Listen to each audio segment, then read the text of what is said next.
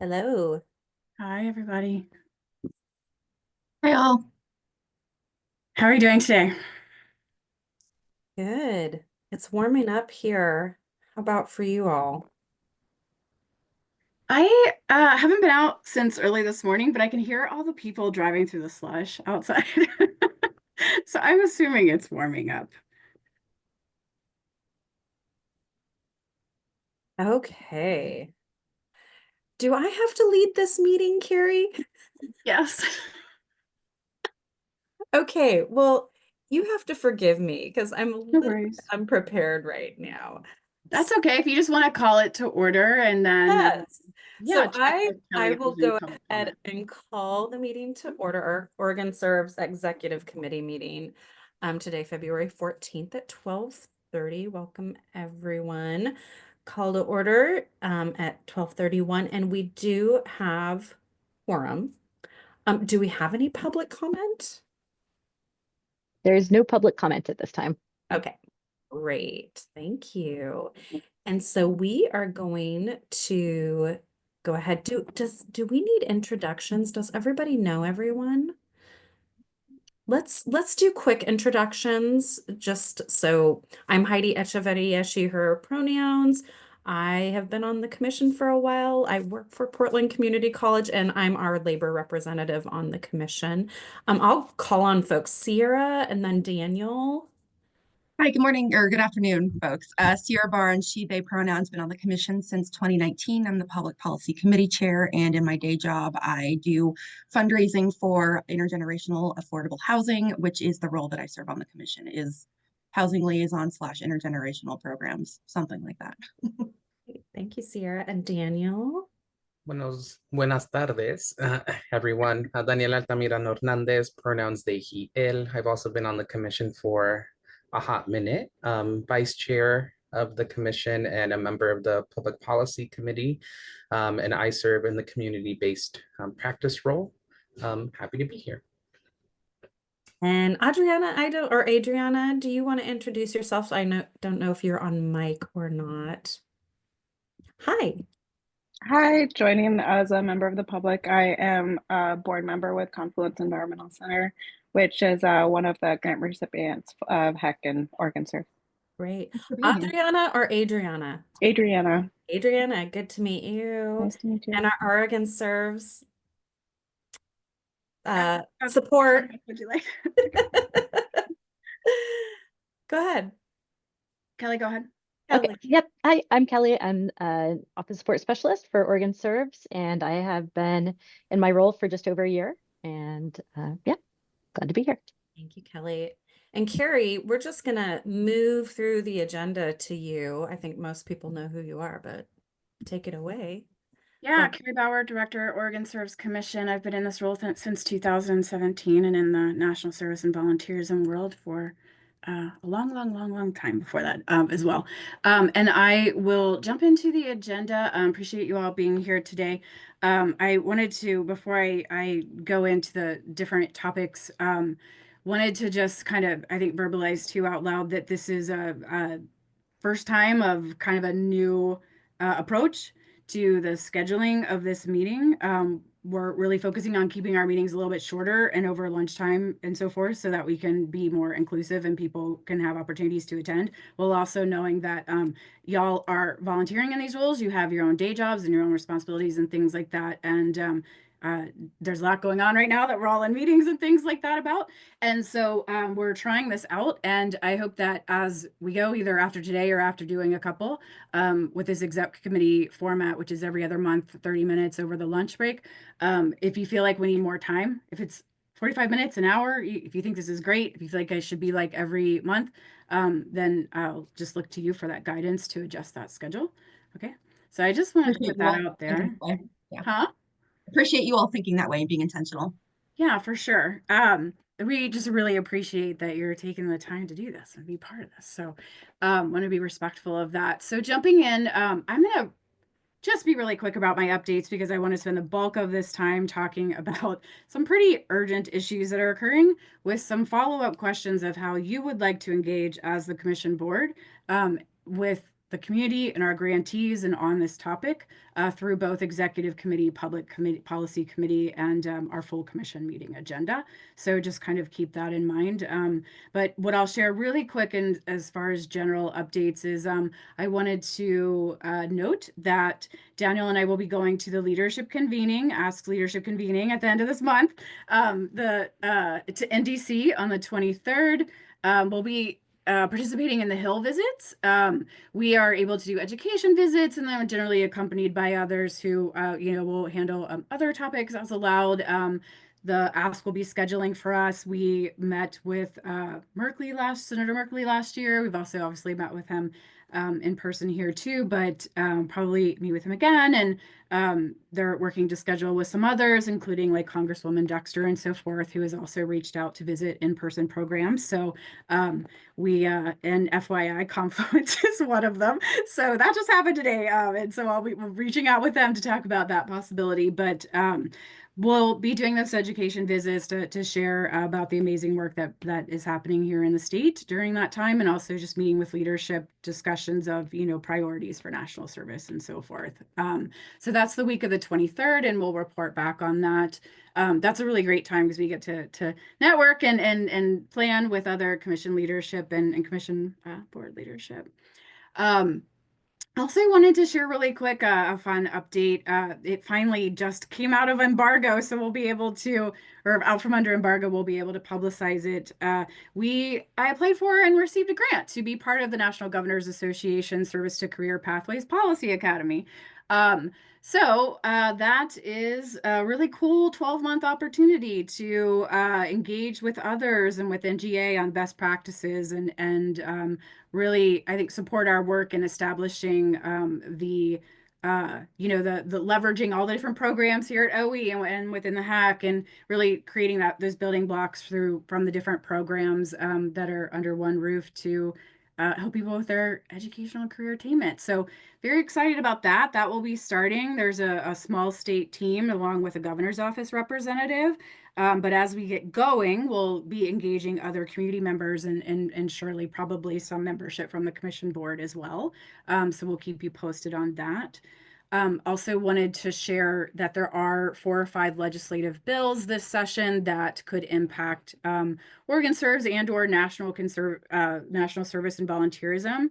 None of them are ours, so there's limitations on how we would engage with those, but we have been letting people know that they exist in the event that they would want to engage with them. We will not engage unless there's an ask. They mainly center around the emergency response items and where OregonServes might engage with that with Department of Emergency Management. There's also another one, and we'll have the names of this in the list in the actual written minutes, but I'm just summarizing right now. There's another one that has to do with the sort of a benefit payment on top of the Ed Award for Peace Corps, National Guard, AmeriCorps, et cetera, that is out there. And another one that has to do with a housing pilot grant program to be established at Oregon Housing for people that go and work in rural communities that have workforce shortages. So doesn't name national service, but certainly sounds like something that could be a benefit to those groups. So what I would likely do is in our next public policy committee meeting that we need to get scheduled, share more broadly out that information so that they could be aware of that and be able to provide education as needed on those things. We're also working on just being ready in case we are asked for more information and so forth on that. So, and we'll consult with the committee on some of that work. Also, we did have one work group meeting for the Civic Health Index and State Service Plan development. Kind of brainstormed next steps. I need to get another one of those scheduled, but had to figure out some stuff that was going on and was able to talk further with the contractors on that. They're working on getting the data. I've got some updates to questions we had around, sort of what kind of support we'll get in data analysis from them to share out and so forth. So that work's continuing, but is a little slow. I think it might be impacted by what we're going to talk about next. But working on getting that state service plan contractor Can I ask RFP a together as question, well. Carrie? Yeah. With this civic health index, do you foresee that that's because we ended our last meeting, talking about that and sort of as a carryover? Do you feel like we'll be prepared? We won't really have anything for the next meeting to share. Next which meeting? Yeah, the Which next our next full commission one? meeting. Yeah. I'm gonna reach out to, I mean, I actually might, yeah, I don't know if we'll have one scheduled before then. Okay. I'd like to have the public policy committee scheduled before then. I didn't get response or availability for when I tried to schedule it over holidays. So I'm hoping that we can. And that's fine. And figure I out know better we're going to schedules talk for about everybody. our full commission meeting agenda next. So we can Yeah. have that as a placeholder if it is something that Yeah. as carryover from our last. Absolutely, but I will keep all that timing in mind. So what I wanted to share next, which is I think the bulk of this meeting is really thinking about, like, what the full commission meeting will focus on, which is March. Sorry, let me look at that really quick. March 14th. 14. Is that as you are aware, executive orders have been issued by the current federal administration, and there has been communication that commissions have received. The Commission Network has received from AmeriCorps, the federal agency, notifying us that they obviously are required to review and ensure that grantees and activities are in compliance with those executive orders. Communication has been a little vague and sparse up until just today, actually. But generally just a notice to comply with the executive orders. We have been focusing on ensuring that we are communicating with grantee organizations, that we're, these notices, public notices are coming out, but not, asking anything of anyone. It would be our standpoint that that's not enough information. Those are not direct directives from and requirements from AmeriCorps, the federal agency, and for us to interpret executive orders and their meaning would be akin to giving legal advice. And that is not it's not a role that's appropriate for us. And we haven't received any guidance from, our state leadership, attorney general, governor, et cetera, in those areas. We're also aware that there are lawsuits that are happening and temporary restraining orders and different things like that. So we have just focused on maintaining transparency and open communication with grantees, and sharing all of the notices that we're receiving, and just ensuring that they're informed, and letting them know of other resources that they also should maybe follow up on, that maybe are a little bit more able to also kind of share a little bit more than we are in our role, with the caveat that we are making sure to not share resources that aren't necessarily vetted or we don't know that source. I wouldn't want to inadvertently share something that was giving inappropriate information or could increase their liability, and so that has been our stance. We did receive notice, and that I'm being careful how I say this because not all of this has actually even been communicated yet, but we're receiving notice that given a heads up that obviously reviews are being done. We know that reviews are being done for compliance on member positions that are advertised and being taken down if they're out of compliance. Specifically, AmeriCorps has informed that the executive orders that they believe that are most at risk, or that most apply to them, I guess you would say, is the defending women from gender ideology, extremism, and restoring biological truth to the federal government. Also the one entitled Ending Radical and Wasteful Government DEI Programs and Preferencing, and then Ending Illegal Discrimination and Restoring Merit-Based Opportunity. And then finally, Unleashing American Energy, which that has stated that all activities, programs, and operations associated with the American Climate Corps shall be terminated immediately. And so American Climate Corps was like a supplemental initiative. It's not that, wasn't encompassing all of the AmeriCorps focus area for environmental stewardship. That was sort of an additional initiative with a really specific name. And that did sunset with the last administration. We knew that was going to happen. We let programs know the website for recruitment, was going down and stuff like that. And so those orders could impact our grantees and our programs if they their activities and their descriptions, their performance measures, deliverables, recruitment positions, things like that would be seen as being non-compliant by AmeriCorps. And so I'll just say that communications are starting to come out around what they're deeming as non-compliant. And so we're looking at those. We haven't issued anything. It literally is happening as we're talking. And because ultimately HEC has the final authority and responsibility for grant approval and writing the contracts and the grant agreements, if we are asked to do anything that would impact what our grantees are doing or ask them to change what they're doing for awards that they've already been given, then there's a legal implication there, and we need legal advice in order to figure out what to do with these. So I have engaged leadership above me to please engage legal in these conversations. And so as of right now, that's where we're at. We also would have concerns around anything we do being, in conflict with any ongoing restraining orders or lawsuits and so forth.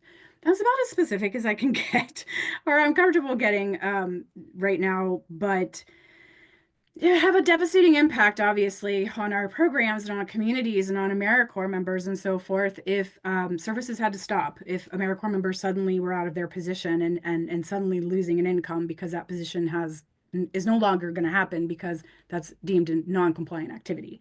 And obviously a huge impact on people that are receiving services if an organization has a focus of activity that is in this list, then I mean that could, and they rely so heavily on AmeriCorps and federal funds, not just ours. I mean that could end up, really like that's an organization that could potentially go out of business. And so, I guess my point is that to share that internally we're having those conversations and that is happening and that's being taken care of.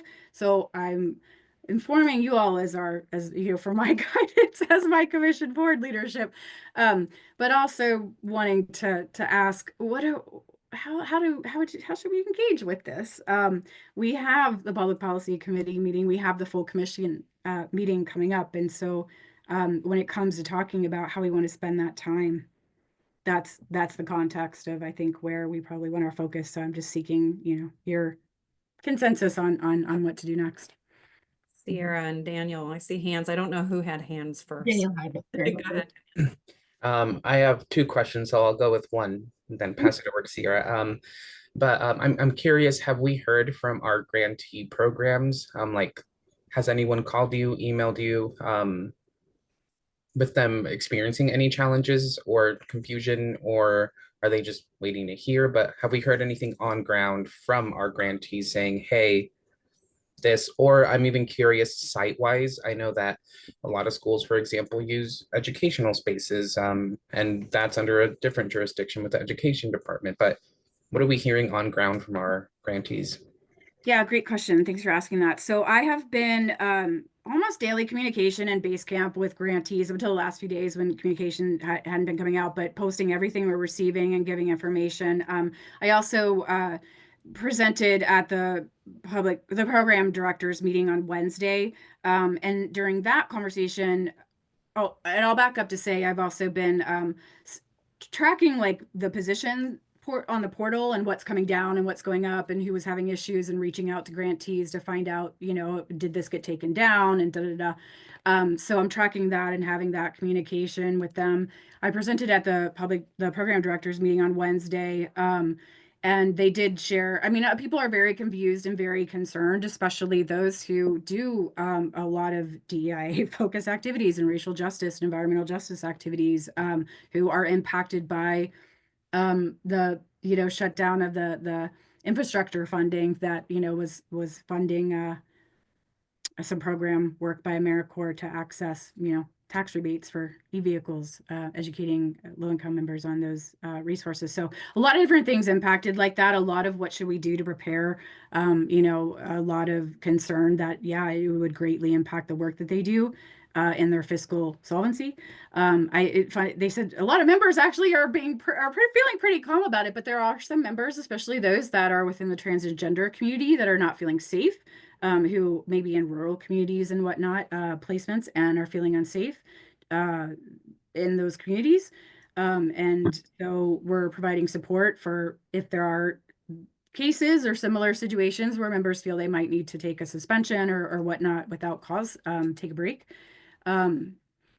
Generally, I think it's just a lot of like, what can we do to get ahead of this, and sort of like us sharing, like, you know, I mean, right now we're not going to tell you anything because that's legal advice, but also like, you know, you may over comply, right?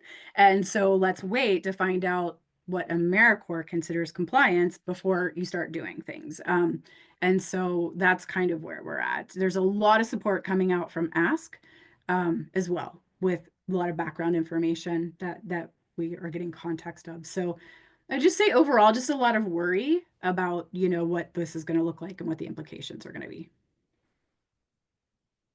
Thanks, Carrie. My question, this might not be relevant for us because we are a state agency working within a federal agency, but I don't know if you all saw this, that Attorney General Dan Rayfield, just like less than 2 hours ago, put out a letter alongside 15 other attorneys general affirming the legality of DEIA work. I can send you the link, but it says the statement reassures businesses, nonprofits, and other organizations that these programs remain lawful. I'm not entirely sure what that means and if that applies to us at all, but I was curious if we'd seen that. I saw the headline for it a little bit ago, but I hadn't dug into it. But yeah, I'm aware that Oregon is one of the members of like the 14 or 15 state lawsuits. So I'm assuming it's connected to all of that. There's a timing issue happening here, you know, as well, that lawsuit is occurring and these different restraining orders in place, but then we're getting requests for requirement, you know, to meet requirements as well. And so that's why we're engaging legal to find out what we're supposed to do. I dropped the link for the DOJ, the full statement, but it looks like it only went to you, Kelly, if you want to share that with the rest of the team. So would it, so the upcoming, thanks for sharing that, Sarah. Heidi, did you have any questions before I go? No, but I do want to thank you. Thank you for engaging with legal through HEC, right? Just to see what we need to, how we can, when we need to proceed with things. Yeah. Yeah, and on that note as well, since you have legal in your speed dial, I think it's important to That note. sounds way cooler than I thought. I think it's important to note that we are also well resourced to guide our programs and sites on the intersection between Oregon law as well. Oregon is unique in that we have sanctuary laws, and so that sometimes cross paths, but I know that we can't give legal advice, but it is mandatory for every state agency in Oregon to have policy that is in accordance with sanctuary law. And so I think that may trickle down to, if you're funded by one of these programs and these agencies, this is like what sanctuary law says. And I'd be happy to, in my community-based role offline, point you to some resources and connections. But I think, yes, we can't tell folks what to do, but we can provide them with the educational resources that they're acting in compliance, and both at the state level and at the federal level, because I know that there is some intersection where that will affect some folks' work at sites, especially if they're working with immigrant and undocumented communities. Yeah, I'll actually share that within days, I think of some of that first stuff coming out, all state employees received a required training on our role to uphold our status and laws as sanctuary state, which I appreciate. Thinking ahead on just, go ahead, Sarah. Well, you might be getting into this, but I haven't seen anything. Have you seen anything that would be implying that AmeriCorps, the agency in general, is going to get reduced funding or funding slashed? Well, we already knew that with appropriations that for FY25, yes, because of the Inflation Reduction Act and the cap for that's affecting 24 and 25. And so there's already the expectation that the, member kind of boots on the ground was going from like 75,000 to 45,000. We speculate, we don't know for sure that would come out of competitive and national direct funding because the state allocation is a formula and statute. But that's going to get really tricky. So I think that, yeah, it's going to be really competitive already. And we do know that, yeah, I mean, this current administration does not support funding for AmeriCorps. There is a lot of focus on the fact that they have not passed audits for the last several years, but many agencies haven't. And they have been working on addressing that. Our previous CEO, Michael, had actually testified before Congress recently on that issue right before his term ended. And as you know, their continuing resolution expires, I think, on the 14th, and so that could become an issue. But with the actions going on right now, and with various firings and freezes and different things like that, we have received notification. There's probably and because all the upcoming processes are going to have to be reviewed for compliance, there is expectation that we've heard to expect a delay in some of the grant processes for FY25. And so I guess that's why it's what I'm wondering. I know we only have a few minutes, but I had a lot of stuff to kind of download for y'all. It wasn't this heavy a few days ago, or a few weeks ago when we scheduled this, but it's gotten intense. Does anybody have like a meeting at 1? I mean, I'm fine extending this 15 Okay. minutes if we need to, but I just want to be cognizant. Daniel, Do you want to go an extra 15 minutes 15-ish or minutes, something? if that's Okay. okay, just knowing. What'd you say about snow? Oh, no, I just knowing that we Oh, have, knowing. just knowing it's not snowing anymore, but knowing what I we're love the doing. snow, so I was like, wait, what? Is it snowing again?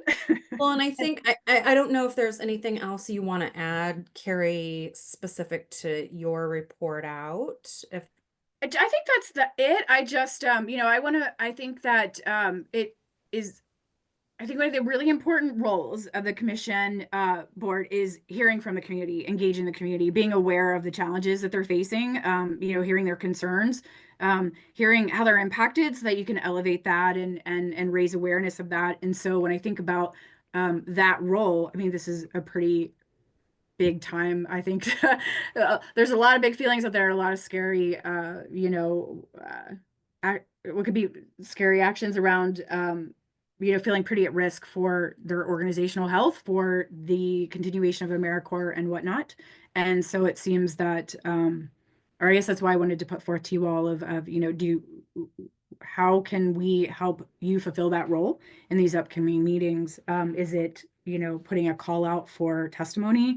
Would you like us to invite people, programs? No, we can't invite members, but, program staff,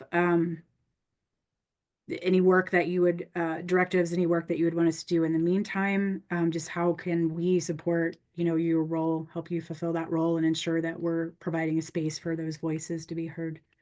That could be pretty greatly impacted by all of this, in addition to obviously spending time on updates.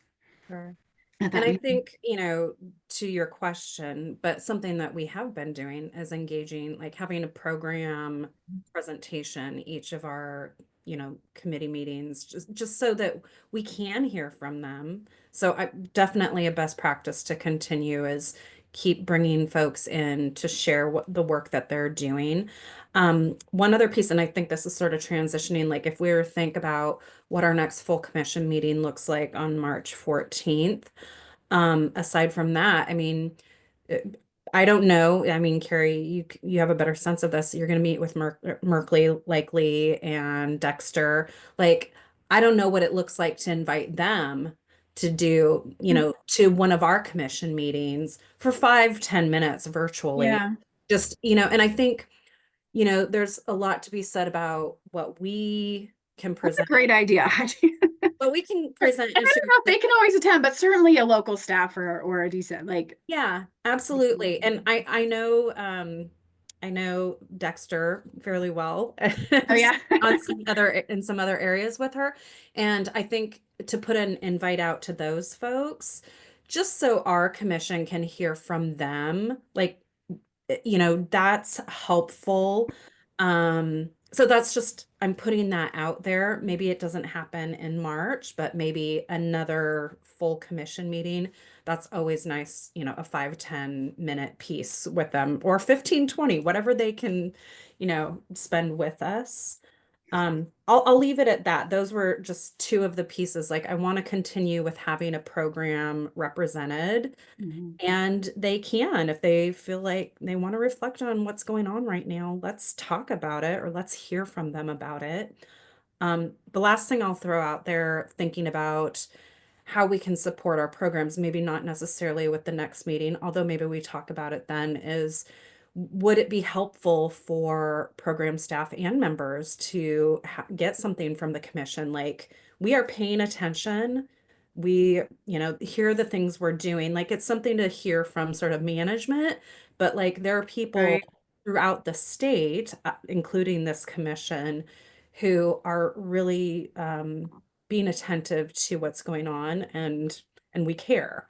Like, how we say that in a letter to them, I don't know, but Really like that idea, because even like you're saying, Carrie, we don't have answers or we can't give certain kinds of answers. But even like if I were to just receive something like that from management, like you're saying here, Heidi, that would like instill in me trust that even if they don't have the answers, they're thinking about it, they're talking about it, they're not ignoring it. So I really like that idea. And the other thing that I was going to say is, I am always curious about, like, when we're facing an issue, not facing that issue in silos, but knowing, hearing what other state agencies are doing and how they're communicating. So I don't know if that means somebody from Ask or one of our friends on like the Colorado Commission, or whoever we were working with in the past with uh the house, the home sharing app that we were talking Oh, to is that people. Washington? Washington, yeah. Like having them come for 10, what are you doing? Do you have any advice, any best practices? Create a network of support amongst the commission, so none of us are facing this alone. That's great. A couple of follow-ups. So calendar-wise, what we've got on the schedule is that, so we have this today. Happy Valentine's Day, by the way. It's February 14th. We have March 14th, the commission meeting, and then the next executive committee would be April 11th. Do you want more frequent executive committee meetings for updates as this is all unrolling, or even just temporarily to say, like, keep in touch a little bit more or whatnot? Are you okay with the next meeting being March 14th? That we would be engaging. And then in the interim, get the public policy committee meeting scheduled, so that next time we do meet, if we have any recommendations from the committee to executive, then we can discuss that. Yeah, so the next executive committee meeting is April 11th. Okay. But if we were to meet public policy before the 14th, the full commission meeting, then you would report out to that, to the rest of the group and whatnot. Carrie, I sort of defer to, what do you and your team feel like you need? Like, I can always get on a call real quick like this. It's about, sometimes, it's funny because people are like, why would you want so many meetings? But actually, the more frequent, it's easier for me to feel like I'm updating people, and it's a less and to find we're all other avenues to update people that I'm allowed to update through. So. And you're drinking through a fire hose right now. And I think that, like, there are certain times when we're not, there's not a lot of activity maybe, but right now I think it's a critical time, which maybe calls for a more frequent. So maybe we do meet as executive again before the March 14th. Daniel and I would be able to report back as well on yeah. the leadership meeting that we've just attended, the 23rd to the 27th, or 24th through the 27th. Yeah, so maybe call a meeting, a week or whatever looks good calendar wise, to throw that out there within a week or two of our next full commission meeting. And then we can really pin down, because the details of the agenda need to be pinned down within a week. You have to do a week posting. Is that correct, Kelly and Carrie? Yeah. So if we do it a little more than a week up, shortly thereafter your meeting or your time in DC. Yeah, we have to do 10 days. before. Oh, 10 days. Okay. But I can do a general agenda, like Okay. very We can do right. like overarching Yeah, yeah, topics yeah. and Okay. categories. Yeah, no problem. So it'd be something like if it worked for you all to like have another call like this on the 7th. Sure. March 7th. How does that look for folks? During this time, that does not work for me, unfortunately. I could meet earlier, but that gets away from our doing it during lunchtime. It doesn't have to, yeah, that's just So I have another. yeah, but if it's an emergency, it's okay. Or it can be a different day. I just picked that because I always think people have less things on Fridays. Yeah, I'm open on the 7th. What time is good for you, Sierra or Daniela? Before 11:30. Okay. Anytime before 11:30. Would you want to do like 10:30, 11:30? Yeah, I could do that. That works for Daniel. Danielle, Yeah, that works for me. Thanks, y'all. okay. Gala committee meeting. Already thinking about the gala, y'all. It's Oh. never Wait, ending. like it just happened. I know. Don't even get me started. That's your big baby of the year, right? Yeah, and I love the baby, but I'm ready for Okay. Gosh, I forget what I was gonna say just now. Just to confirm, you said March 7th from 10:30 to 11:30? Okay, got it. For exec committee. I wanted to mention too around just backing up a little bit, but Greg Carbonell on the commission is our National Service Program representative. He is executive director of a national direct program, and so I could reach out to him for a direct report as well to give about what he's seeing in his world and how those programs are affected and whatnot, as well as Carrie we may want to ask her if she wants to share out around senior programming, AmeriCorps senior programming. So that's great. So thinking about our next meeting, do we have a general sense of agenda items like update? Like this is sort of what I was writing for the down. 7th or the 14th? Or the 14th. Oh, okay. Just because you'll have to get something out that 10 Well, days. Well, I wrote down the idea so far of the invite to staffers and congressional leadership and their staffers, program representation, Greg and Carrie, and then potentially ask in other commissions and update. So Perfect. That's great. I think I definitely can, pull that together for a full meeting and then, adapt if something different changes, and that would also include updates. Okay, when you meet with Dexter, say Heidi wants you to meet with us. It sounds like, I don't know for sure if they'll get that set up for the hill visits or not, but it sounds like in April they may want to do program visits with a couple of programs. So that's very exciting. And I was introduced to their Oregon local staffer, so that's great too. Oh, good. I did have a question, and this is maybe leading into some of like whatever we have on the agenda next for like our next steps or things that action items kind of thing. I know, Kelly, I think you put the call out for reviewers. Oh, Is yeah. that right? Have you gotten any? Okay, you've gotten folks who said yes. Yeah, we got a couple. We have one person who is able to be kind of a backup, and then we have somebody else who said that they will be able to do it. So How many more do you need? Do you need many more? I believe we were talking about, Carrie, correct me if I'm wrong, to 2 to 3 from the commission and then a couple more from the community at large. Yeah. I'm not sure what Madeline has so far, but we can let her. Were you interested? Do you want us to let her Well, know? no, I'm not available. I'm totally Oh. interested. I'm not available. And I was just going to chime in on the email and say it's such a great opportunity to Oh, learn about the programs. Like I learned so much through that process. I think you did it last time, right? Yeah. I've done it a couple of times and I've really You and Josh. appreciate that experience. So, okay. Yeah, we had people in Maine and Chicago and all over the place reposting from our LinkedIn postings. So Very it's nice. starting to grow. Are there things that you need us to do? Any special directives? No, I just want to follow up on the process for the commission letter drafting. Ah, yes.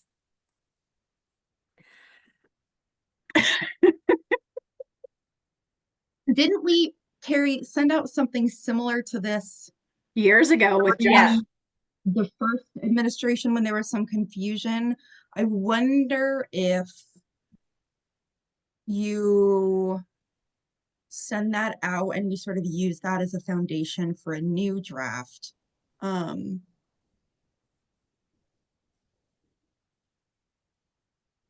we could talk I about can it help you more. draft it to get started.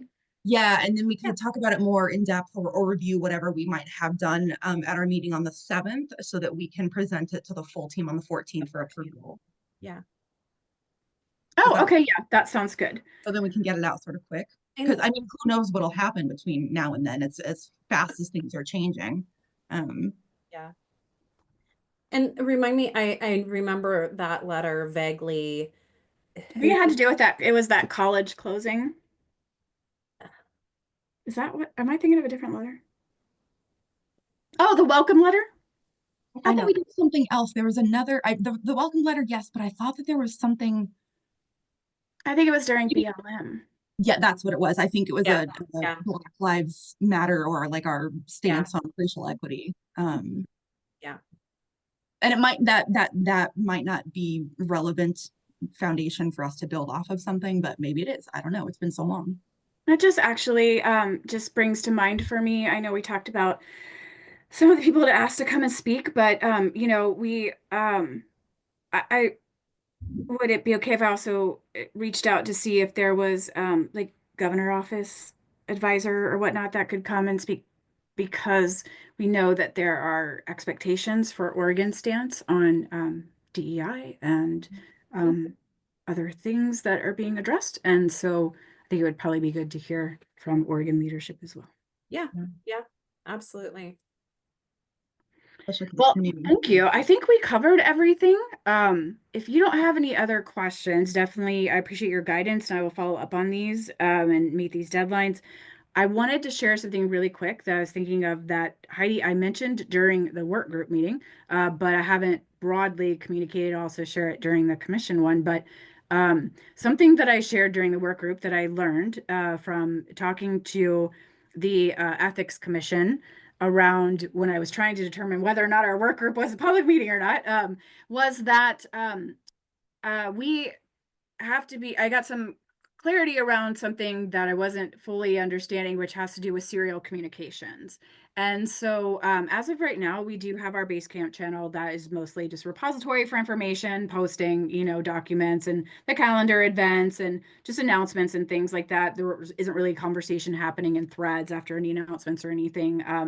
But I'm being conscientious to advise people if you want to reply to something that I've said, like, you know, these are our boundaries for this, also within emails, because if we are collected in one space together and a commission board member says something and then then sends out an email to the rest of the commission board members, or was to reply to one of our announcements and then others started doing that or whatnot, or we were on a site visit and said, hey, let's talk about you know what, this important thing, and have it on the next agenda, and then other commission board members start replying, you've now created serial communication, and depending on who's there in the number, you actually might be establishing a quorum.